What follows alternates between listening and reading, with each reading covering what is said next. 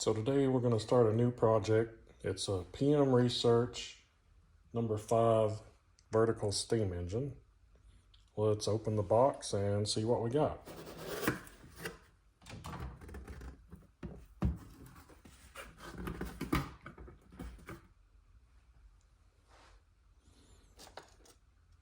So to start with, we got the crank.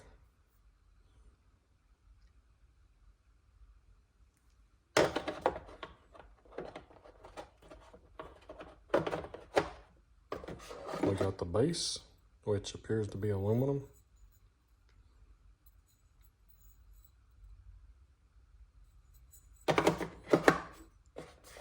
We got the main body, which is cast iron.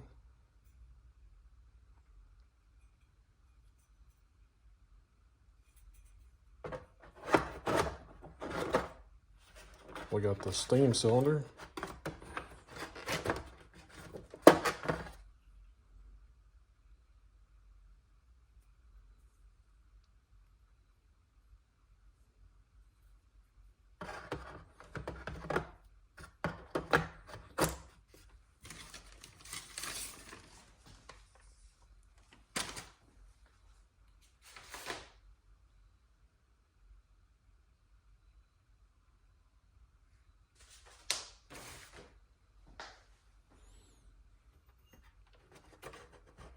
We got the flywheel,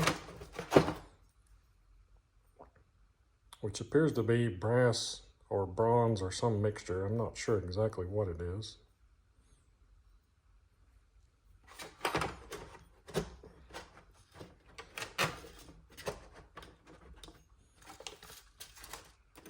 And we got the pulley.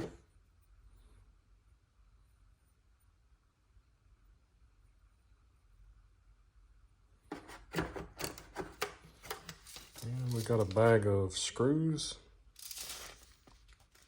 Looks like some brass sheathing, some gasket material, some packing material, and I believe these are piston rings. And we have a brass rod. I'm not sure what that's for, but I did open this kit up when it first came, and this rod was bent.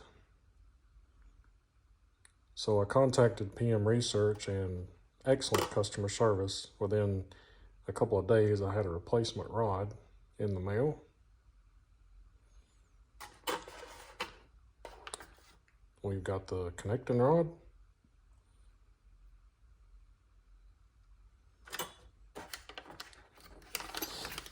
We've got a bag of various brass, looks like brass, stainless steel, and some steel. Some round, some hex, and some square. Got some cast.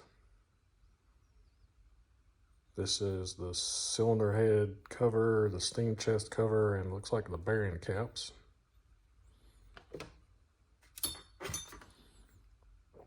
Some more castings.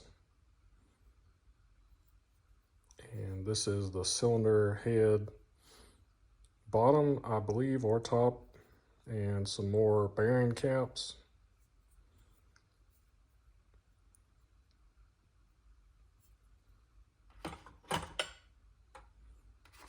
And this is actually the connecting rod. This, I think, is the eccentric. We'll figure it out as we go.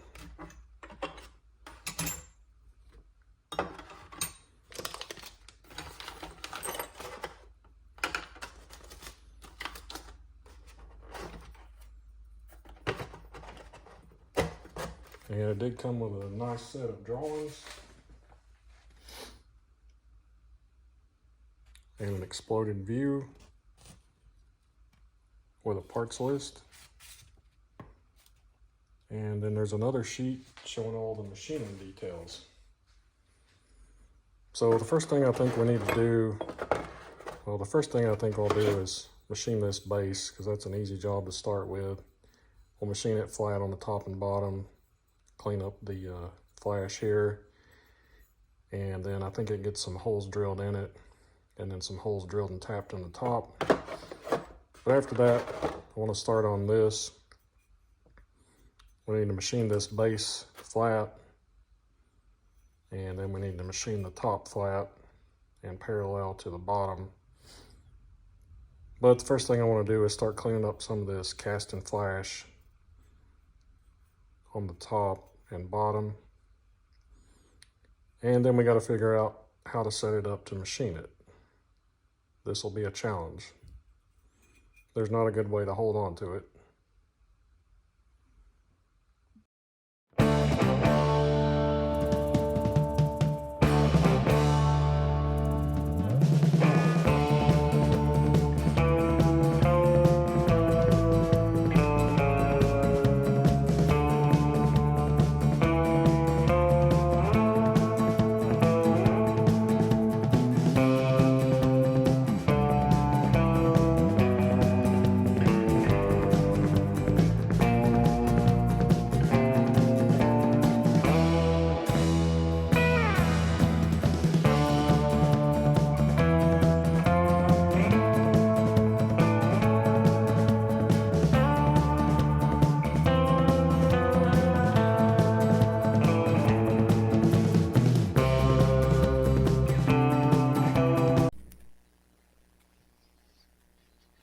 So we get this base machined,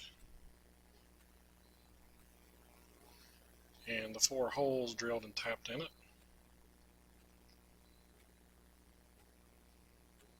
So I just skimmed it off on the bottom and on the top. There's no dimensions on the overall height. Drilled these 4 holes in the corner, and then drilled and tapped these holes here. And to cut that width, I used a homemade fly cutter.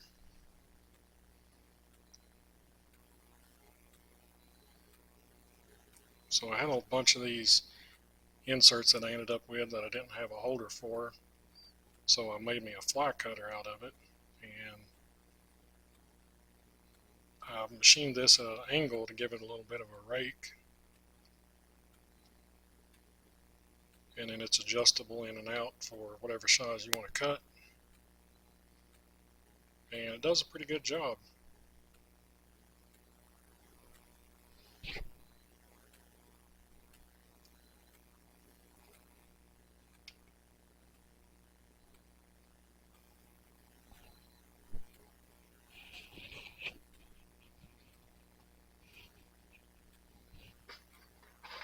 So we got the frame cleaned up. I used the Dremel to clean the flash off of it, and then I sandblasted it to try to blend it in.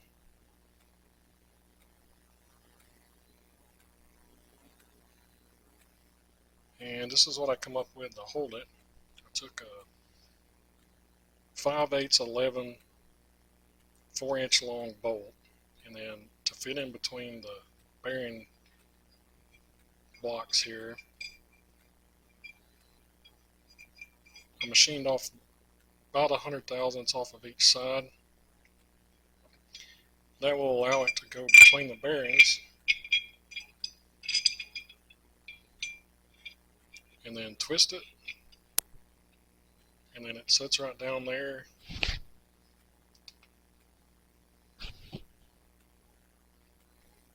On a little shelf in there. And then this hole is a little bit over 5/8, but it does a pretty good job of centering it up. And then I had a piece of scrap metal that I turned.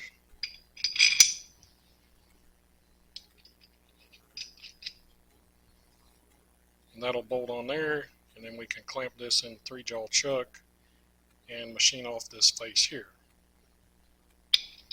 So to do the other side,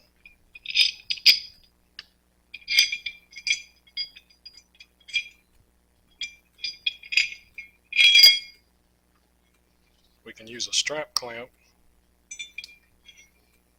on top of the bearing blocks.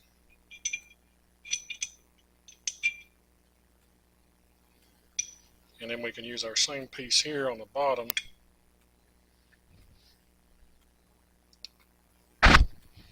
and then we can run a stud through it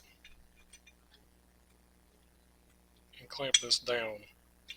And then we'll hold this in the 4-jaw chuck so we can center up on this to machine this bore, and then we have to machine this OD, and then there's a counter bore that gets machined inside of there.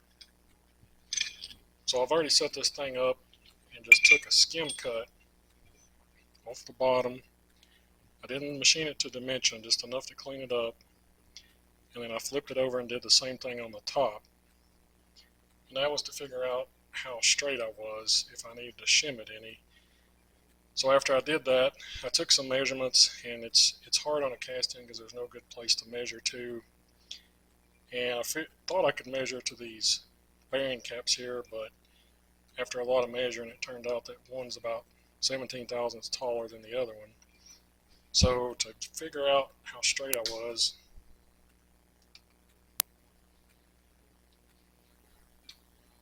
I measured from the bottom to the bottom of these bearing caps and to the bottom of this bearing bore. I measured this on all 4 corners because ultimately when we machine these bearings, we want this thickness on the bottom here to be the same on both sides. We don't want one side to end up thinner, or we don't want the bore to end up thinner underneath it on either side. So all 4 of these corners from this base is within a couple of thousandths, which is pretty good for a cast surface. So that tells me that I've got it aligned pretty straight. And then I also set it up and checked this surface here, which will get machined. It's pretty square, so I feel good with the setup to go ahead and machine it. So we'll go ahead and machine this to the overall height, this to the thickness, and then the overall height. And then we'll machine the bore in the middle, and then the counter bore.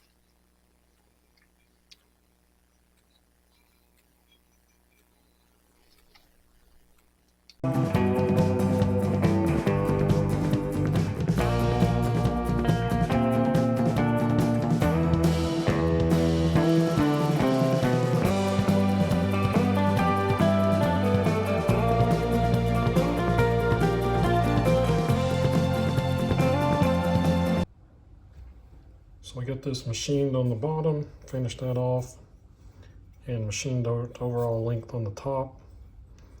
Then we machined the OD here, and there's a counter bore here, and then this was machined out here down through here.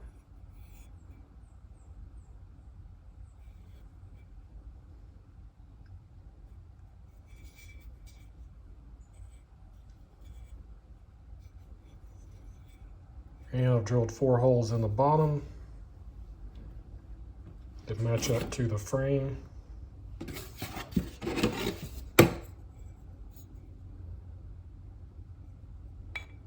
the bolt on there.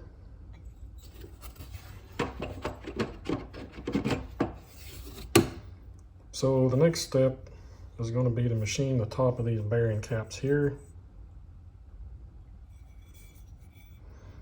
And to do this, you could set it up on an angle plate and do it with a milling machine, with a vertical milling machine. What I'm going to try is I'm going to clamp it to my fixture plate,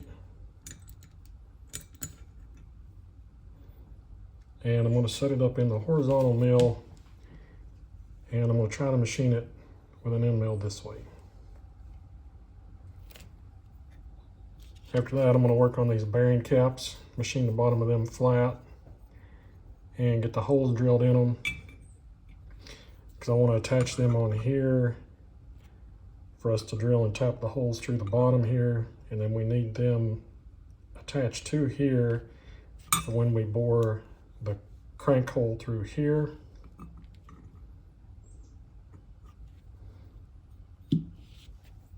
Then I've still got to machine these flat and drill and tap holes there in these 4 holes, and then eventually they'll get 4 holes drilled and tapped in here to mount the steam chest. the whole steam body. But that needs to be lined up with this. So I want to wait until I get that made to make sure it's oriented the correct way before I drill and tap these holes.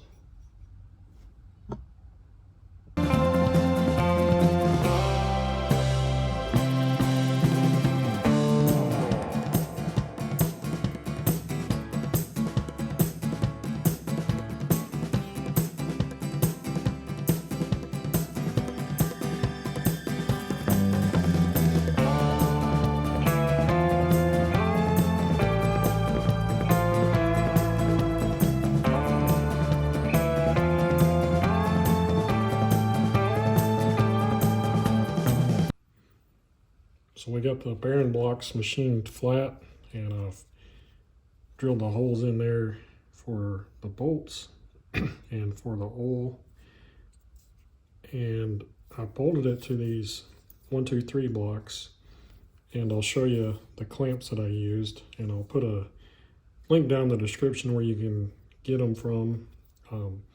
They work really good to bolt a lot of different configurations on your 1, 2, 3 blocks.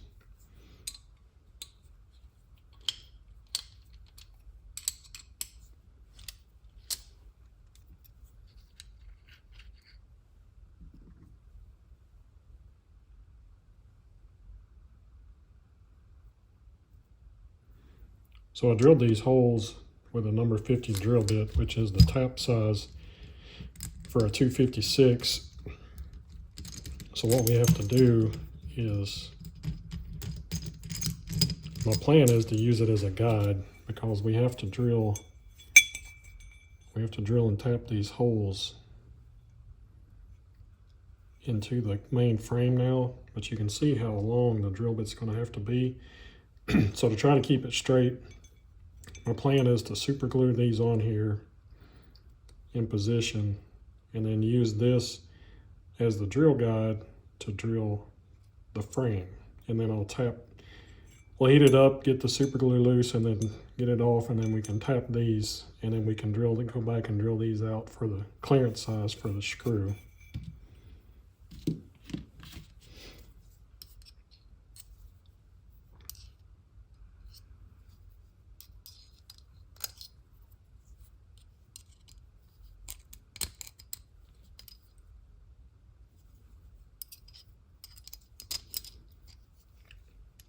So I made some clamps to go in these 1, 2, 3 blocks that you can screw a 1/4-20 screw into, so you can clamp to them.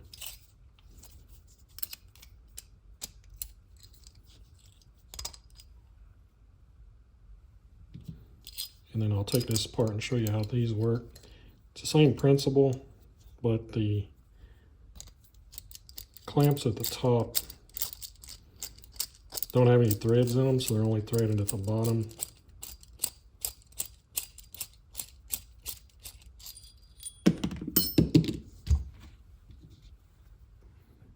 So it'll pass through this one, and then it'll clamp into this one. And then the kit comes with an assortment of different length screws, so you can bolt your 1, 2, 3 blocks into different configurations, and then you can turn it into a fixture plate.